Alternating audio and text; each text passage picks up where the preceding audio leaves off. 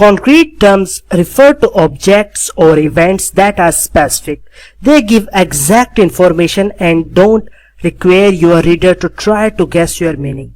Effective business writers use those specific meaningful words rather than vague words that are open to multiple interpretations.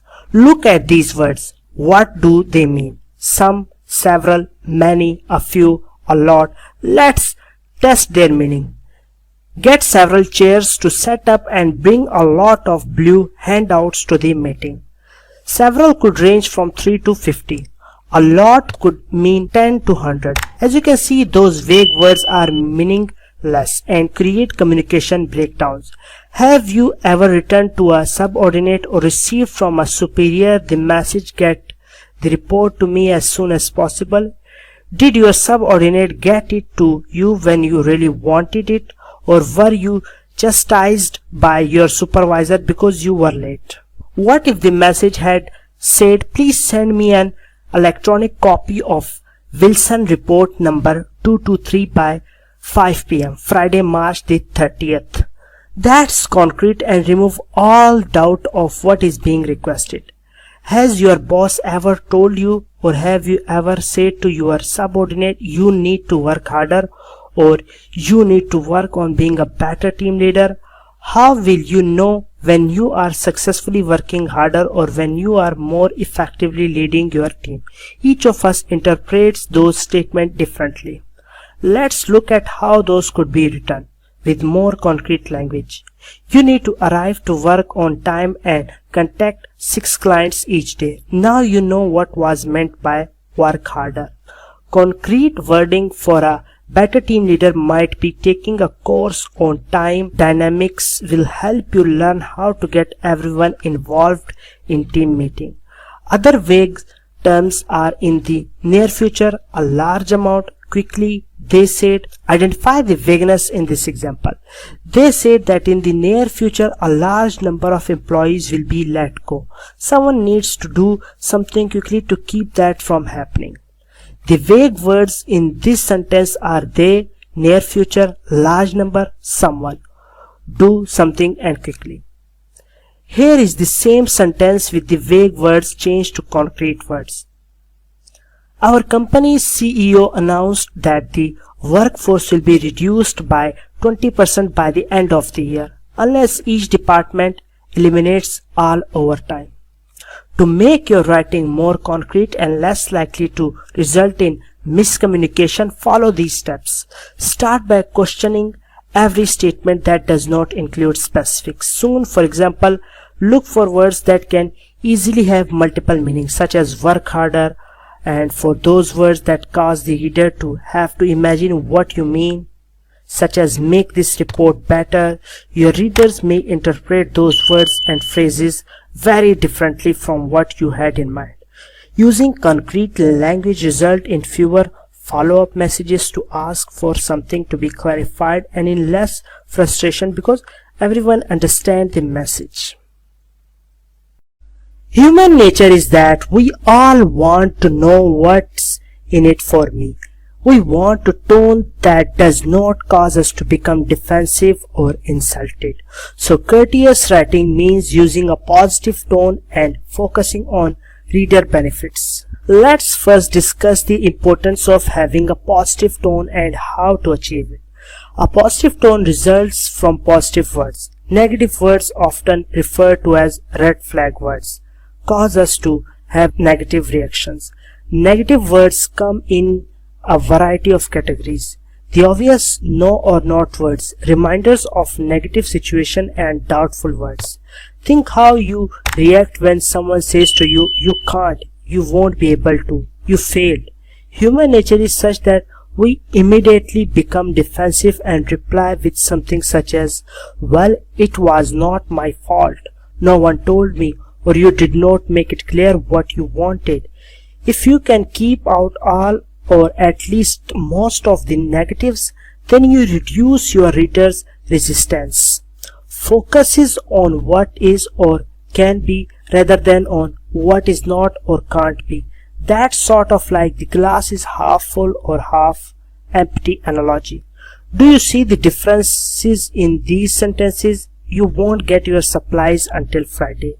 You will receive your supplies on Friday. Or you cannot reserve room 111 on June 10, which is negative.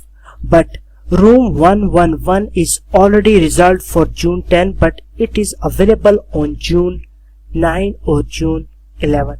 That revision has a positive tone. The next type of negative words are reminders of a negative situation. Writing about the problems, the inconvenience, the broken part, those all remind the reader of the negative. Look at the negative focus in these sentences.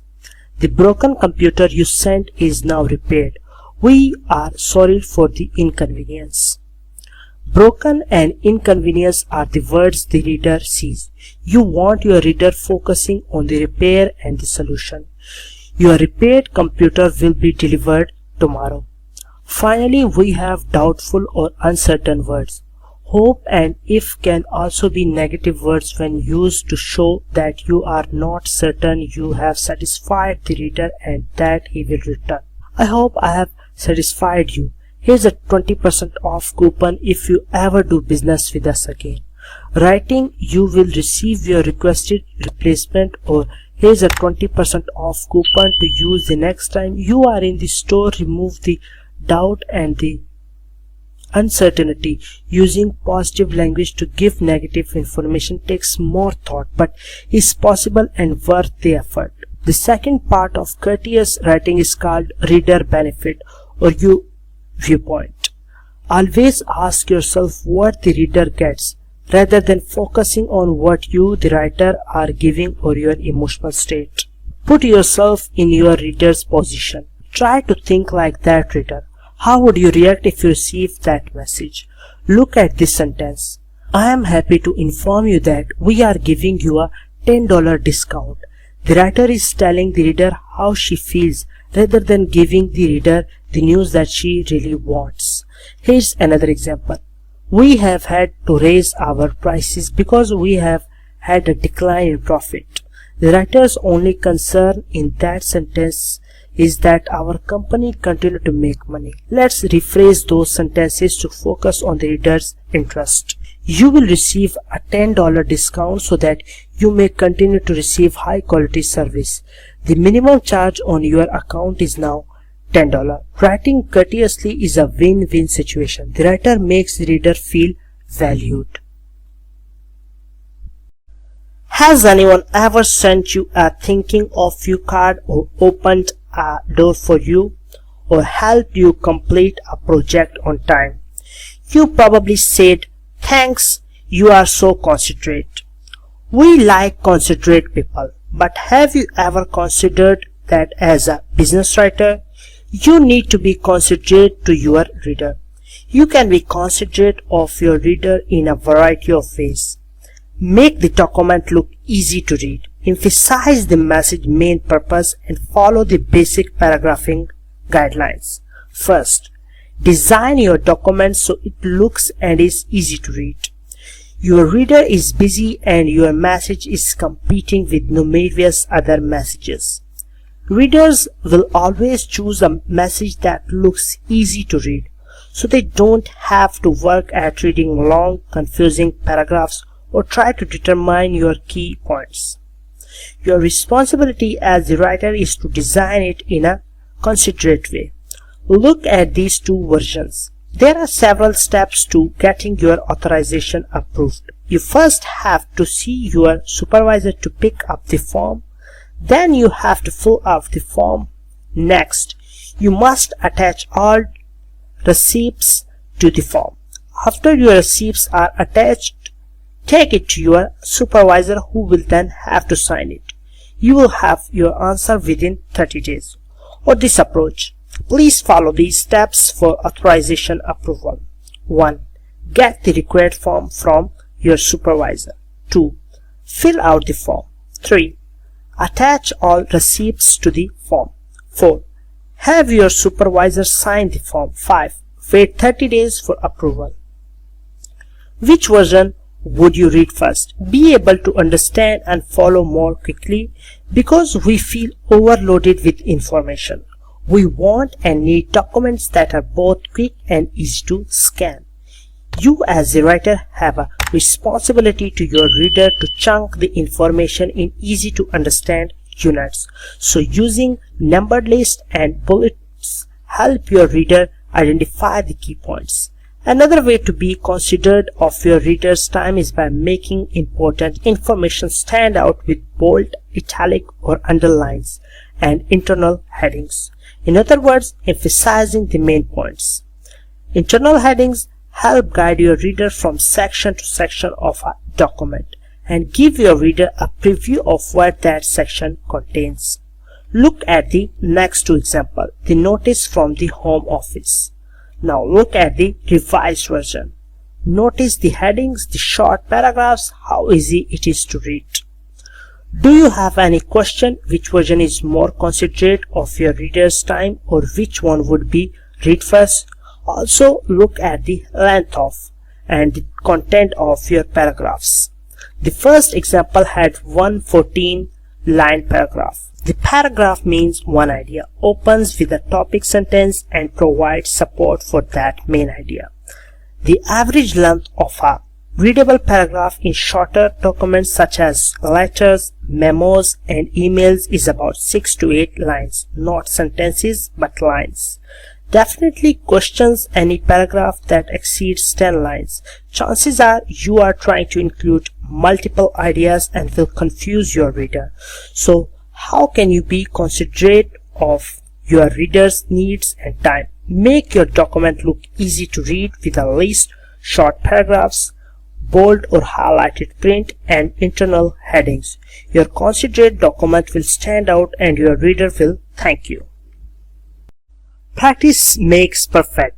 Whether you want to improve your golf, yoga, cooking or writing skills, you need to practice. Each time we practice the techniques or principles, we are reinforcing the correct process or procedures. So let's start practicing so that you can become that business writer who gets noticed. Even though the following example is only 61 words with normal average sentence lengths of about 20 words, it needs to be revised. At this point in time, we are in consideration of changing the holiday choices, so we are sending you this email to ask you a question. We would like to know if you prefer regularly scheduled holidays or floating holidays. You can give us your choice on the form that we have attached and send it back to us by Friday. Look at the wordy phrases. At this point in time, in consideration of we are sending this email to ask a question, would like to know, form we have attached, send it back to us. Once we decide on the actual purpose of the message and revise it to make it concise, we end with 2 sentences for a total of 22 words. Do you prefer regularly scheduled holidays or floating holidays? Please indicate your choice on the attached form and return it by Friday.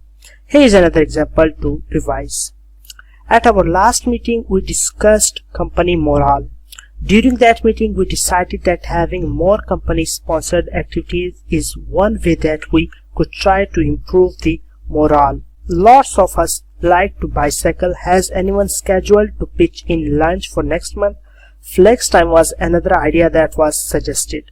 Lots of us have children who need dependable childcare facilities. Company morale, company-sponsored events, bicycle, pitch in lunch, flex time, childcare. The paragraph has 6 different ideas. The writer knew how the ideas connected, but the reader sees no obvious connection. Transition needs to be added to connect the ideas and the message needs to look easy to read. Here are the suggestions from our last meeting to help improve company morale. 1. Sponsor more company-wide activities such as a bicycle club. 2. Have a pitch in lunches once a month. 3. Consider the possibilities of flex time. 4. Investigate the cost and benefits of providing on-site childcare facilities. Now listen to these sentences. Firstly, enclosed, please find the materials related to your request. Per your request, we have also enclosed the latest newsletter. Are these words ones you normally use when having a face-to-face conversation? Firstly, enclosed, please find per your request, or would you be more likely to say, here are the materials you requested, including the latest newsletter? The more we practice correctly, the better we become. With enough practice and effort, we eventually become proficient and may even excel.